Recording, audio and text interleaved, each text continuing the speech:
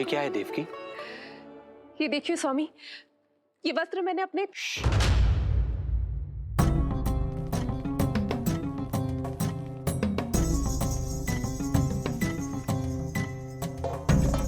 ध्यान रखिए देवकी, यहाँ की वायु भी कंस की गुप्तचर है। किंतु स्वामी ये तो बताइए, ये वस्त्र कैसा है?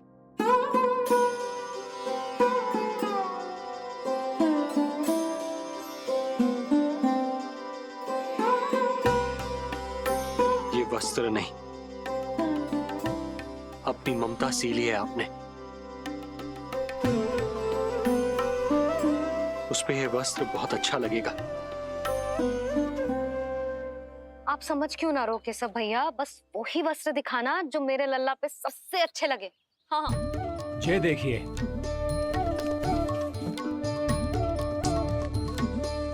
अभी तक एक में भी आनंद ना हो है केशव भैया, है कि नहीं नीलमणि? ये भी ना बोल रहे हो, आप और दिखाओ ना। इतने सारे वस्त्र पहनो तो कोई एक ही है ना यशोदा? हाँ, किंतु छांटना तो पड़ेगा ना, सबसे अच्छा वाला पहनाना है कि ना? केशव भैया वो वाला दिखाओ। ये वाली? हाँ लल्ला।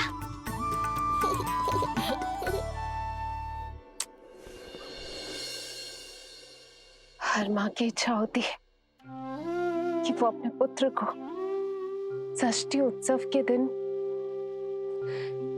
सबसे अच्छे वस्त्र पहनाए। किंतु क्या ये वस्त्र उसके नाप का है? हमें तो ये भी नहीं पता कि वो कितना बड़ा हो गया है, कैसा दिखता है।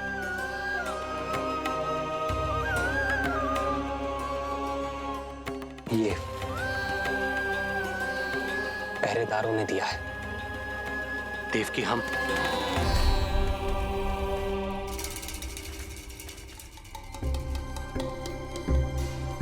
देवकी, हम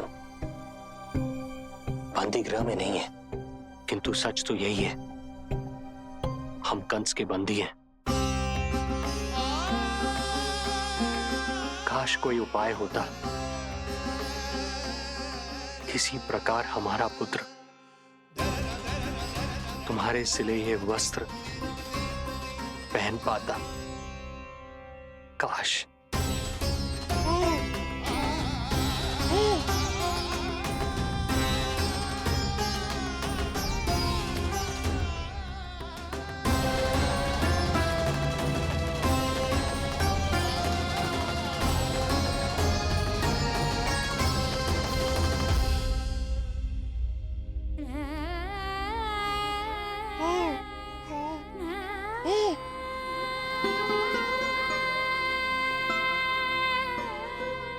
ओम श्री विष्णवे नमः। ओम श्री विष्णवे नमः। ओम श्री विष्णवे नमः।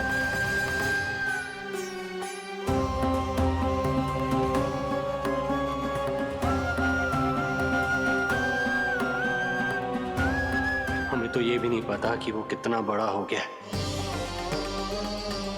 कैसा दिखता है।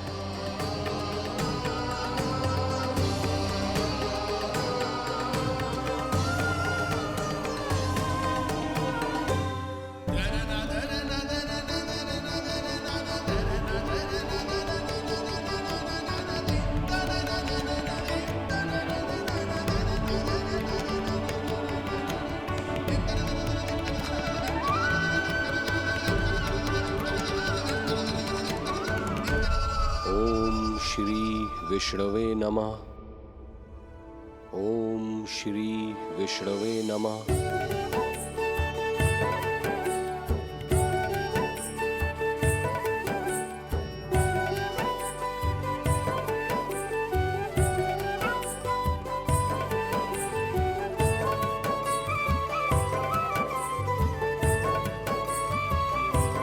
ओम विष्णवे नमः। ओम श्री विष्णवे नमः।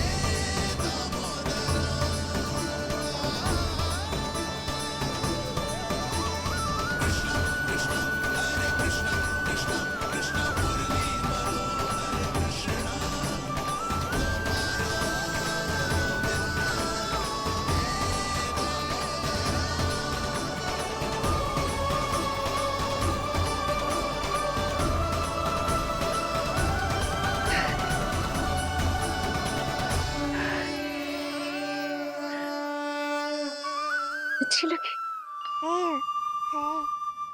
लल्ला जी अच्छी लगी? यशोदा, ये सब क्या है? नारायण का धन्यवाद जो आपको भेज दियो भाभी। एक वस्त्र के चुनाव में सुबह से दोपहर हो गई। अब मैं तो उचित चुनाव में सहायता कर ना पायो, परंतु आप अवश्य कर दोगी, पूरा भरोसा है मुझे। मैं चलता हूं।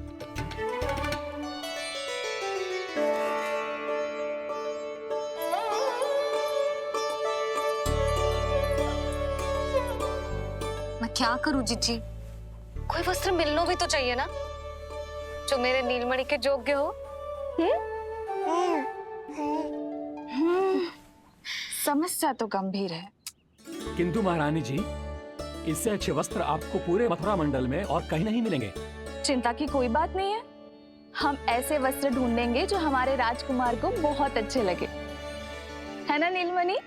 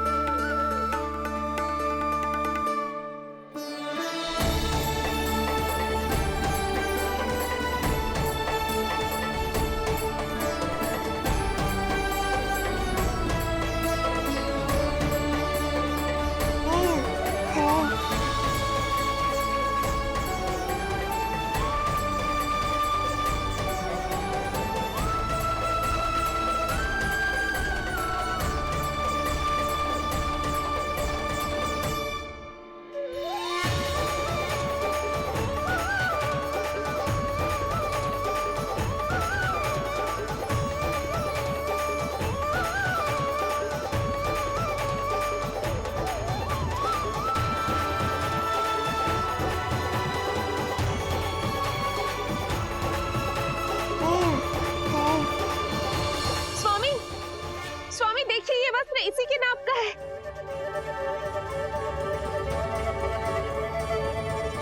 ये बिल्कुल सही नाप है स्वामी।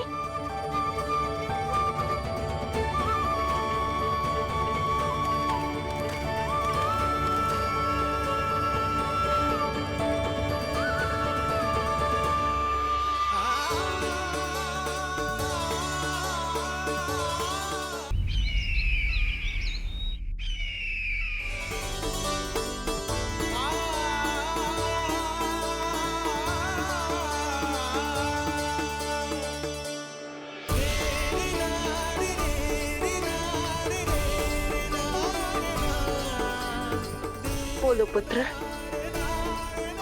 कैसे लगे ये वस्त्र?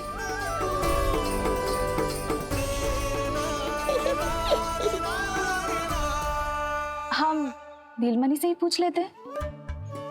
बताओ लल्ला, तुम्हें कौन से वस्त्र अच्छे लग रहे हैं? बताओ। हाँ, बस एक बार संकेत दे दे लल्ला।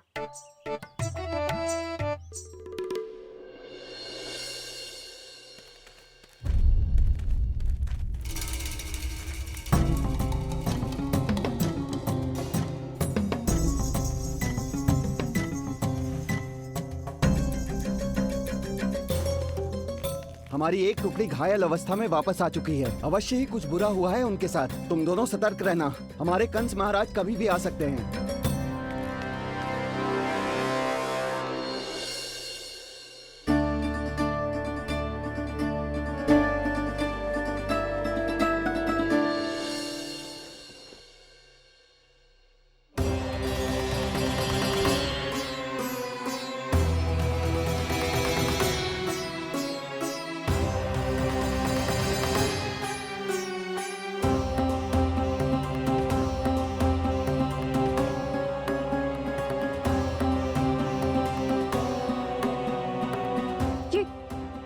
ये वस्त्र कहाँ गए?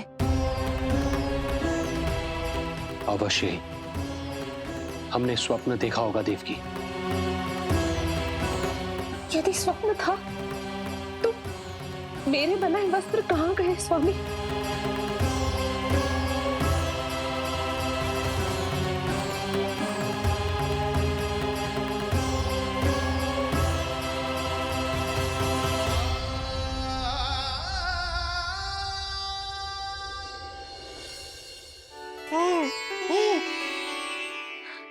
ये देखो, लग तो है इसने स्वयं ही अपना वस्त्र चुन लियो है। जे वाला दिखाइए। कौन सा? जे वाला? हाँ, जे वाला।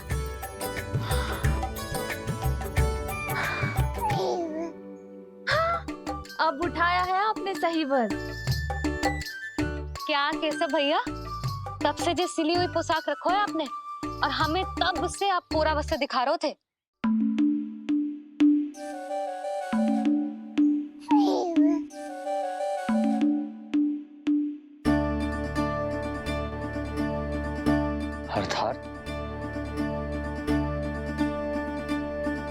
अर्थात हमारा पुत्र हमारे पास ना होकर भी हमारे साथ ही है।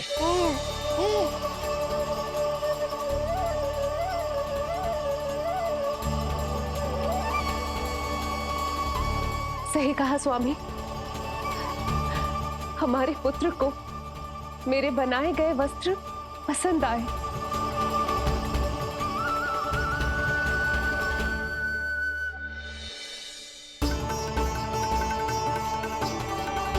और उसने हमारी भेंट स्वीकार कर ली।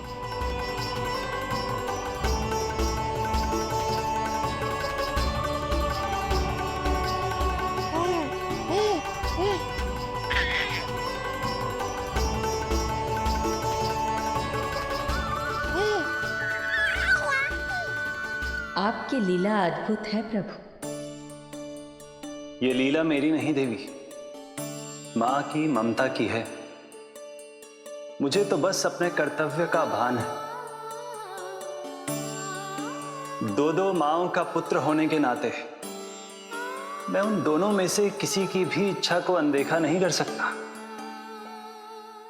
मैं वरदान देता हूं कि यदि अब से कोई भी मेरी मूर्ति को अपना पुत्र समझकर अपने घर में पालेगा, तो मैं स्वयं उस घर में उनका पुत्र बनकर निवास करूंगा और लड्डू गोपाल कहलाऊंगा।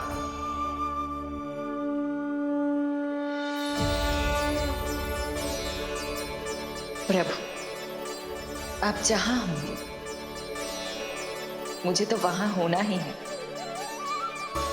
आज से मैं भी उस घर में सुख और समृद्धि के रूप में वास करूंगी और उस घर के प्राणियों की प्रत्येक इच्छा पूर्ण करूंगी। मैं बहुत प्रसन्न हूँ आज, क्योंकि मेरी मैया भी प्रसन्न है और माँ भी।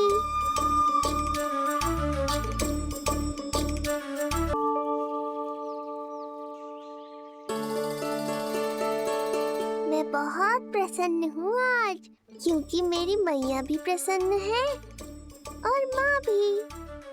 किंतु कोई ऐसा भी है जो बिल्कुल प्रसन्न नहीं है।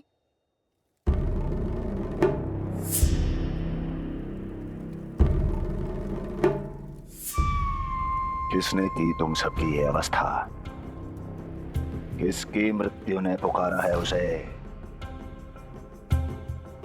उत्तर दो। हम नहीं जानते महाराज, वहां कोई था ही नहीं, किंतु कोई तो था महाराज। विष्णु था वो, छलिया विष्णु। कहां छुपा हो सकता है वो? विष्णु कहाँ छिपा है ये तो मैं भी नहीं जानता महाराज, किंतु जब से आकाशवाणी के विषय में आपने बताया है, मुझे एक शंका है जो लगातार मेरे हृदय को कचोट रही है। आकाशवाणी के अनुसार विष्णु का अवतार देवकी के गर्भ से 8वें पुत्र के रूप में जन्म लेने वाला था, अर्थात उसका जन्म उस बंदी गृह में ही हुआ होगा। तो फिर वो वहां से भागा कैसे? और उसे तो पुत्र होने वाला था महाराज। फिर वो कन्या, वो किसकी पुत्री थी? कहीं ऐसा तो नहीं कि उस बंदी गृह में कुछ ऐसा हुआ हो जो आपकी जानकारी के बाहर हो महाराज?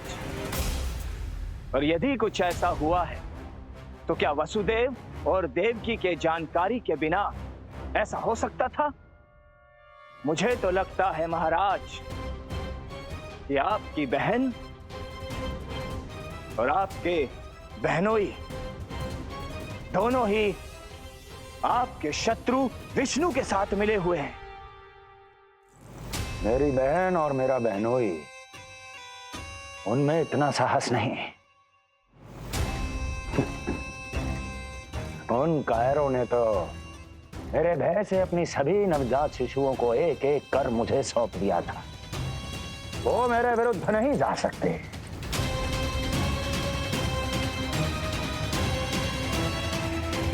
ये सारा प्रपंच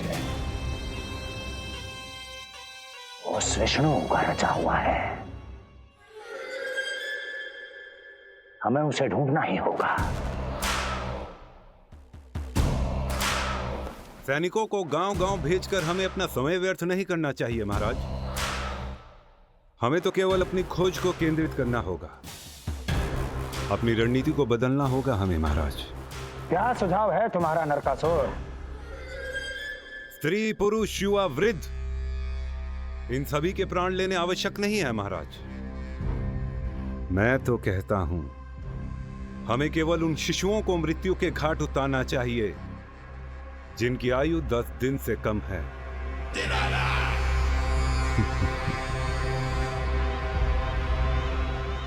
लगता है कंस को मेरा सुझाव अच्छा नहीं लगा।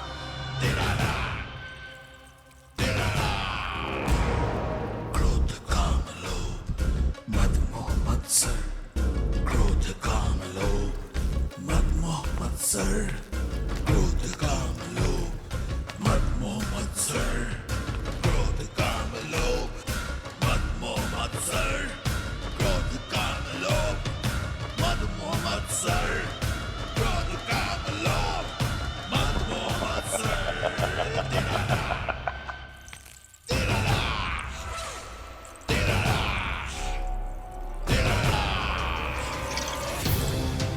वाह मेरे मित्र वाह।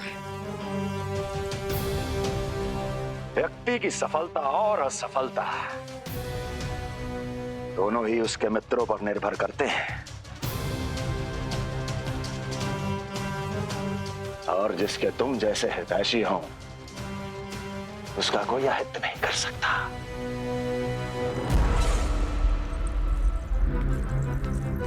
सर्वोत्तम सुझाव है ये। यदि हमें उस विष्णु को रोकना है तो 10 दिन से कम आयु के सभी बालकों के प्राणों को हरना होगा। अब बस हमें ये सोचना है कि इस कार्य को करने के लिए हम में से सबसे अधिक उपयुक्त कौन होगा। होगा नहीं महाराज, होगी। इस कार्य के लिए हमें एक स्त्री चाहिए, एक ऐसी स्त्री जो शिशुओं को अपना भोजन बनाने के लिए विशेष रुचि रखती हो।